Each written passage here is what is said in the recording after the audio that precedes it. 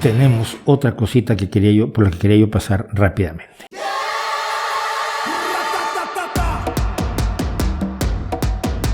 Así es, tenemos 2 nuevas secciones. Estoy harto de que esa puede regresar o no, y la tontería posmo de la semana, que si hay suerte la podemos tener todas las semanas.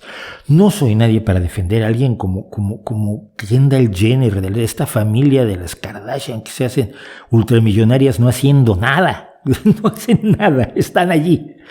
Y sin embargo han hecho una enorme cantidad de dinero. No es para defenderlas, pero Dios mío, el ver a la posmotontería diciendo que el hecho de que anuncie un tequila, o sea dueña de una compañía de tequila en la zona de Jalisco, donde se produce el tequila de denominación de origen en México, es apropiación cultural. Cuando hice los comentarios sobre apropiación cultural aquí en este streaming, hubo gente que se puso tremendamente molesta conmigo porque decía que no, tu cultura es tuya y no la puede usar nadie más. Entonces, es como tratar de registrar en derechos de autor el la menor para que nadie más pueda usar la menor más que tú, pero bueno.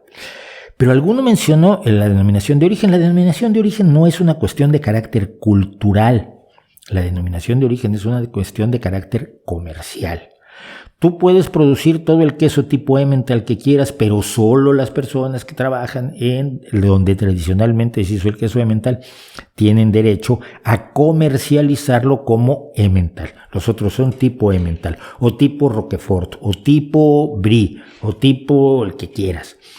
La denominación de origen es una determinación de marca de calidad comercial. Si el tequila es denominación de origen porque se está haciendo donde se hace en Tequila, Jalisco, y se hace con los procedimientos y las materias primas autorizadas, reconocidas en la denominación de origen de tequila, y alguien compra una destilería, una hacienda de agave, lo que sea, para hacerlo, ¿cómo es eso apropiación cultural? Hay que estar muy tonto para creer eso.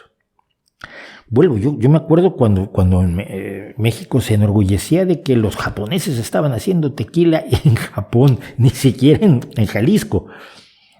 Por supuesto, cuando existió la denominación de origen del tequila, ya no puedes hacer tequila en ningún lado que no sea en las zonas donde se produce el agave azul tequilana, que es la materia prima fundamental del tequila, y además tienes que seguir ciertos pasos, y hay organizaciones de comercio y de industria que vigilan que no te salgas de los esquemas de producción que te permiten tener la denominación de origen.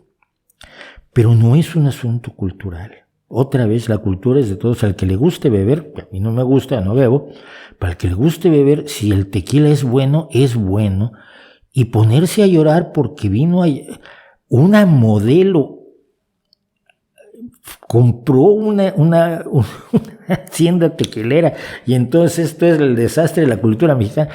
Yo les puedo contar lo que es el desastre de la cultura mexicana.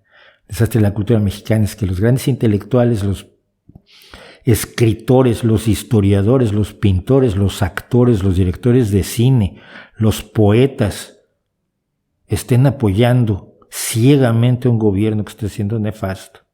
Eso es una tragedia cultural.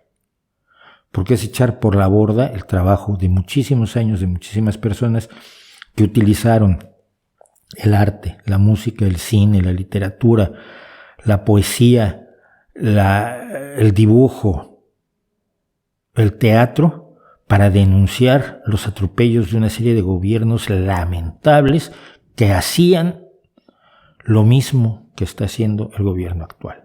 Si lo criticabas antes y lo apoyas ahora y eres una persona del mundo de la cultura, tú eres una tragedia cultural, no que una modelo.